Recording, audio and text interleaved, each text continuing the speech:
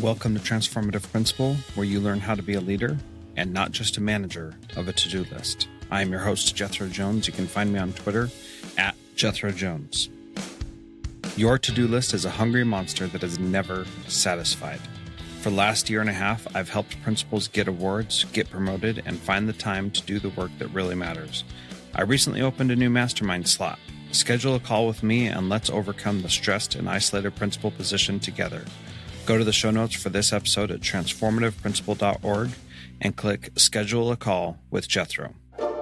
Hey, this is Jethro. Thanks so much for listening to Transformative Principal. I hope you enjoy this interview with Keara Mascareñaz. It is a great interview, and just want to remind you to take the fall listener survey. That's at transformativeprincipal.org/survey.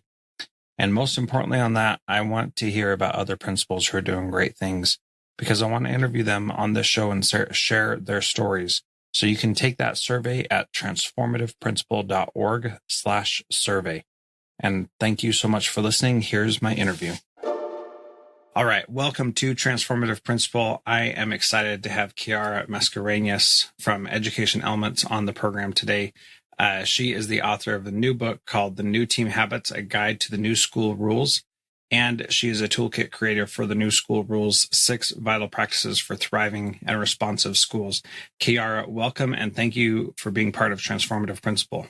Thank you so much for having me. So I should clarify before we go any further that this new book that you wrote is New Team Habits. It's actually a workbook, and it is definitely not for, curling up by the fire and reading this winter. It is for doing the work. Can you talk a little bit about how the book is structured and what you hope people get out of it? Yeah, absolutely. So when Anthony, Kawhi, and I, my co-authors, were sitting down to write this book, we've all been in the consulting space for a decade or so, but we realized that not every principal, not every school, not every district can afford to hire a consultant. And so we really wanted to create a guide. I think we all buy books and think, hey, I can implement this idea tomorrow. And then we struggle, right, to take the idea and translate it into action. So the entire purpose of this book is really to be that step-by-step guide, almost a built-in coach for you along the way to make sure you're actually making changes. Yeah, I think that is really a great perspective. And as you sent me the advanced copy of it, I sat down and started reading it, and I was like, okay, this will be good. And the first little bit is, something I could read by myself, but it's also in landscape view. And so it's a little bit different. And then as I got into it, I thought, man, I wish I were reading this with some other people, because that's what it's intended for, and intended to lead your team through a process to become better. And there's a lot of really great stuff in there, and we're not going to have time to talk about all of it, but I did want to drill down into one piece specifically that I think is really important and really challenging, especially for a leader to see himself or herself. And that's this idea of psychological safety. So can you start by talking a little bit about psychological safety, why it's important, and what we can do to create it? Yeah, absolutely. I might zoom up one level first, which is just to say that, when we were writing the book, we were really trying to think about the small changes any leader and team could make that would impact them on a day-to-day basis. And so we came up with 3 buckets that we felt like every leader and every team was focused on every single day. And that was learning, meetings, and projects.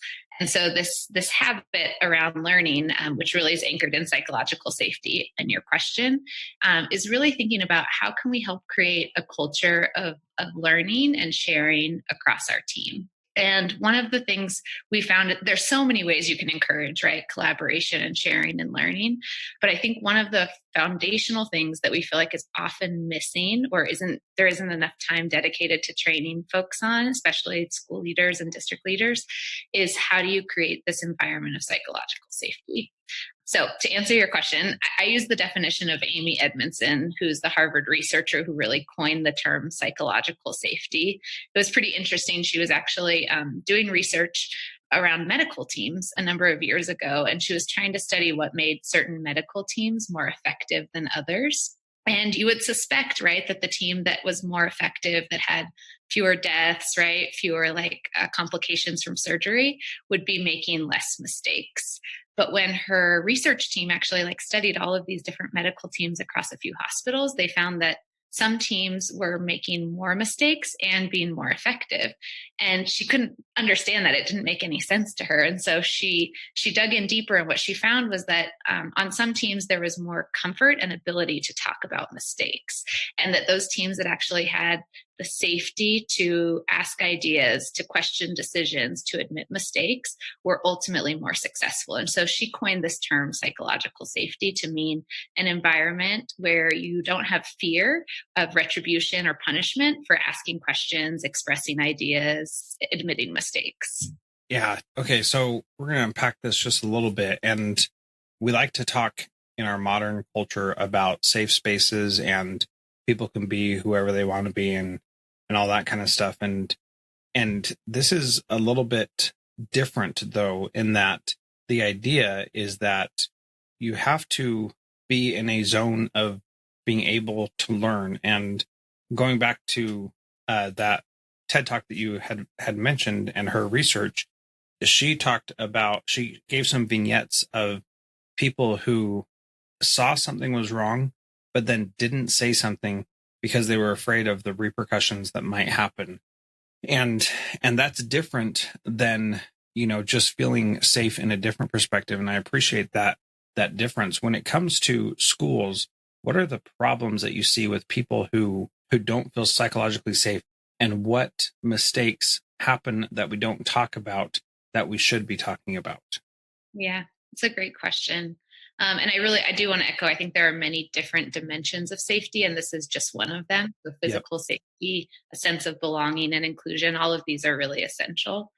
And yeah, I love the example Amy Edmondson shares in her TED Talks about what happens when someone doesn't speak up. I can think of a few examples I've seen in the schools I worked in, that I taught in and coached in. Mm-hmm. And now as I work across a few thousand schools, I think oftentimes people are afraid to admit they don't know what they're being asked. So I'll give an example about myself. When I was a teacher, I was asked to implement writer's workshop. Now, I was a new teacher. I didn't want to disappoint my principal or the lead teacher for our grade level. And so I didn't question or even speak up to say, I don't know what I'm doing, right? We all got a training on writer's workshop, and the understanding was everyone would be implementing it with success the next week. It took me many months of failing and feeling like I was really wasting the learning time of the students in my class, before I felt confident enough to ask someone for help. And even then, I asked someone who didn't work at my school, because I didn't want the other teachers or my principal to think I wasn't a good teacher. And so that's just a small example from my life. But I think the fear of admitting you don't know something, of asking a question you feel like others might know the answer to, or worse yet, admitting you made a mistake, can feel very high stakes. Even though I wouldn't have gotten fired, right? I probably would have gotten the support I needed, but for some reason I didn't feel safe asking those questions. And my students really suffered as a result. Yeah. Yeah. And I think that that encapsulates perfectly a struggle that I faced in my school last year, which was that, we're doing a lot of personalized learning in my district, and I'm very much on board with that. And I've been a proponent of it for years, and came to this district so that I could do more personalized learning stuff, and was like drawn to it like a moth to a flame. Right. And so I was really excited about it. And so I would say things to my teachers with such certainty that I was right, that I unwittingly made them feel like they were not psychologically safe to disagree with me. And so they would then not feel good about what I said, but not tell me anything. And that was a really hard piece of feedback for me to discover, because, people don't tell you that kind of stuff, right? And so I had to do a lot of reflection and thinking about the situations before I finally recognized that that's what was going on. And so teachers with, great intentions and great desires to do good things and good skills would be struggling with that, but felt like I was going to judge them or be condescending to them if they let me know that they didn't agree with what I was saying. But in reality, Keara, all I wanted to know was, are you on board or not? And if you're not, let's talk about it. But that's not how it came across. And so I think I put people in a difficult situation without even realizing it. And, I think that was really tough for a lot of them.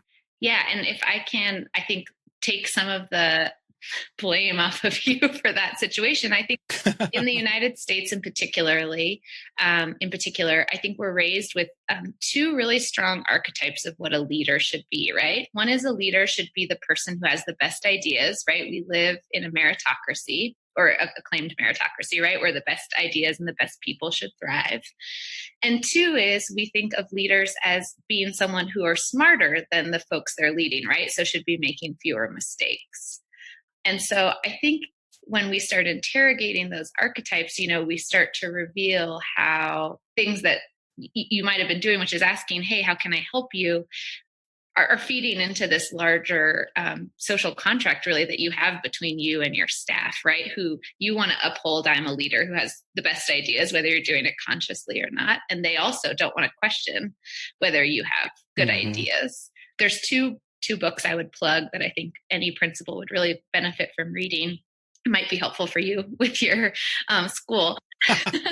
One is the book Multipliers by Liz Wiseman. Yep. Love that. I've interviewed her too. Oh, amazing. Oh, I'm going to listen to that interview. Good stuff. There's so much good stuff in that book. But one of the quotes that still sticks with me many years later is that as soon as a leader starts speaking, everyone else starts orienting. Yeah. Right. And she uses the example, which I've used this exact system with many principals and even superintendents, to say, give yourself 5 poker chips, right? And how many times are you going to talk and be the ideas person versus giving others the space? And so I think even changing the number of times, right, you're asking questions or speaking versus having others be the one to ask, are you ready for personalized learning? Are you not? Can change some of those power dynamics. And then 2, there was an article in the New York Times, I think 2 years ago now, called Why Talking About Failure is Crucial for Growth. It brings in some of Amy Edmondson's research and another woman, Allison Woodbrooks, who's also a researcher at Harvard. And what it talks about is how we have a bias, right? And distance. We naturally distance ourselves from people who seem too perfect. It's the reason we all love celebrity gossip, right? We want to see perfection taken down. And when we as leaders feed into this idea that I need to be the smartest, I need to have the least mistakes to be a good leader, we're actually, without knowing it, creating distance between ourselves and the teams and people we're leading. And so that article really pushes us to think about, even though it feels yucky, it doesn't feel good for anyone to admit a mistake. Every time you do that, you make yourself as a leader more human, and you make it easier for other people to express their ideas. Yeah, that's really, really powerful. So having read Multipliers and talked with her about it and knowing about that piece, that is something that I really tried to do. And the challenge for me personally was that I wore my feelings on my face, I think. And so people would say, are you mad about something? And I wouldn't be, but it would come across that way. And it's just one of those things where I need to continue refining that and getting better at that. I know the theory, and now I actually need to put it into practice, which, is tough. And, if you're listening to this right now and you feel like that could be you, or there's some other thing that you're not good at, it really does go a long way to helping people, get over that and help you get better when you do talk about it. And I did have one teacher that was my confidant that would say, hey, Jethro, you look like you don't like this idea. And that was really good feedback, because then I could do something with that. If nobody ever talks about it or says anything, then it's really hard for anybody to change or get better, right? Yeah, absolutely. It creates this feedback loop, right? Where you're asking for feedback, but if you're not getting it, you don't know what to change. Mm-hmm. You said 2 really, I think, powerful things. One is just the importance of noticing, right? So even just noticing, knowing that this is something people might be feeling, and noticing when it happens is the first step to change. And then I think 2 was it's hard to make these big shifts, right? To say I go from having a meeting where people are afraid to speak up to suddenly having a culture where everyone does. And that's a big reason why we wrote this book and really focused on habits. We really think habits are like that tiny pebble, that thing you can do every day, like brushing your teeth, that can create those ripples that eventually create psychological safety, right? Implementing psychological safety isn't a thing you just switch on tomorrow. it's made up of lots of tiny changes.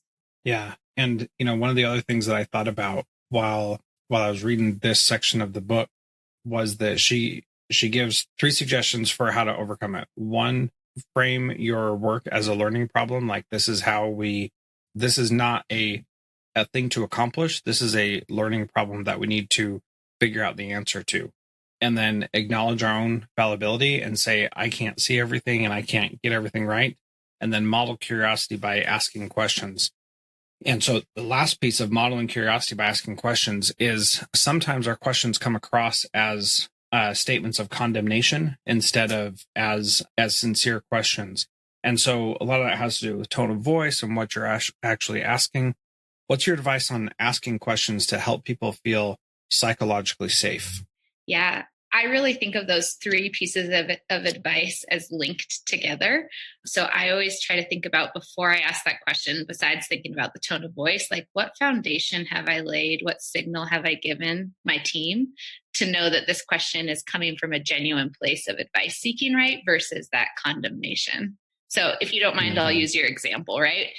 One way that you could say, ask your staff about their feelings around personalized learning is, hey, we're rolling out personalized learning. So does anyone have a problem with that, right? Or does anyone have any questions? The most curt version. I'm sure that's not what you did, but that's easy. I'm being funny, but that's easy for us to do in a day where we're busy, right? We have a quick staff meeting, just let it out.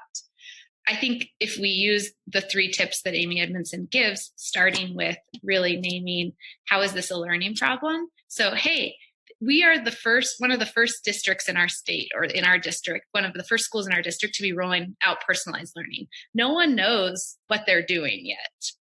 And I really care about this. And I think I have a pretty good idea.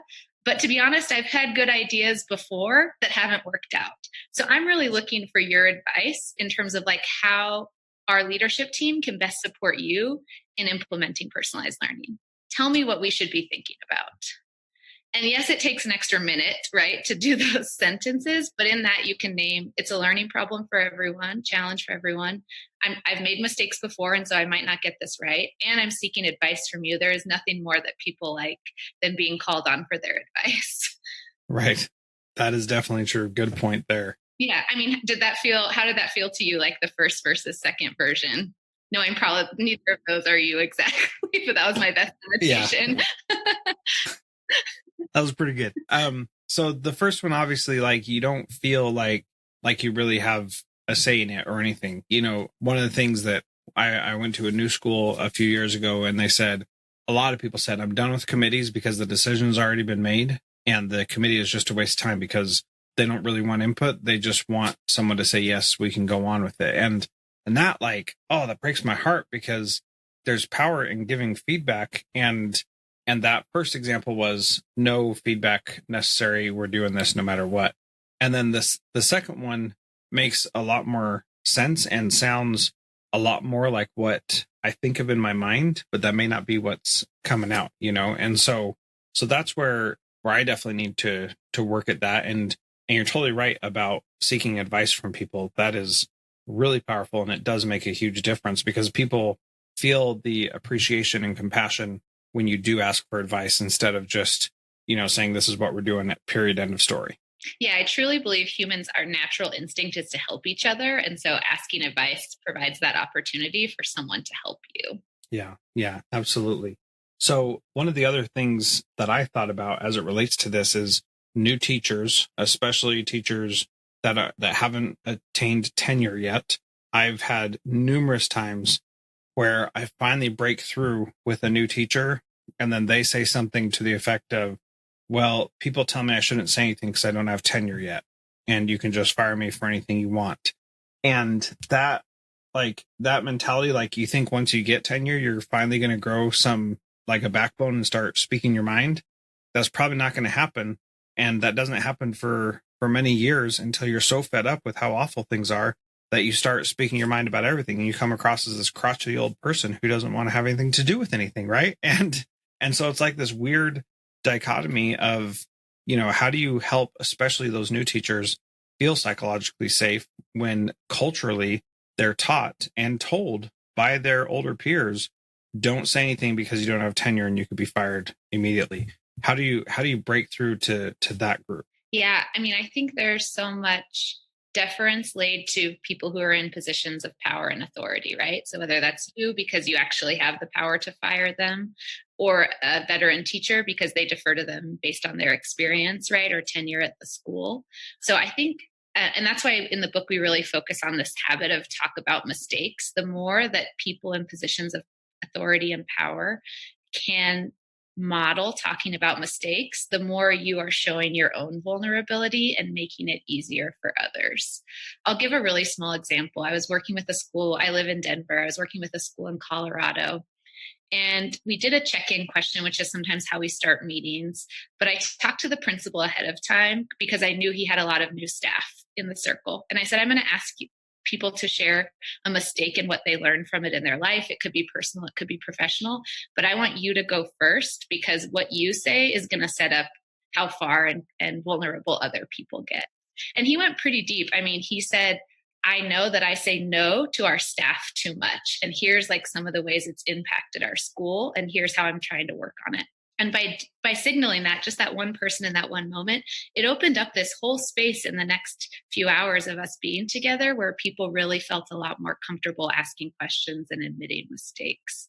So I really think there's a power, the same structure that prevents people from speaking because they're new can actually enable them to speak more freely if used to model vulnerability. Yeah. That's a great story, Keara. And what I like about that is that the power that you wield as the principal or leader in the school is phenomenal, and you can use it for good or you can use it for evil, right? And you can use it to shut people down or you can use it to give people permission to be open and free. And I think that that's a really great point that you just made that I want to noodle on for a bit. And next time I talk to you, we'll have to continue that conversation because that's really, really powerful. I really like that. Yeah, I love it. My husband always says like leaders should be jujitsu artists, which is the art of martial arts where you absorb the force of another and turn it back against them. Yeah. And I think that's what like the best leaders do is you take the situation, which is teachers are fearful to speak up, and you think about, well, what's the hidden opportunity in that I can create? Mm. I'm not a jujitsu master yet, but that's what I aspire to be. Yeah. Wow. Well, that's pretty powerful. So the last question that I ask each person is, what is one thing that a principal can do this week to be a transformative leader like you? I appreciate the compliment. I aspire to be a transformative leader.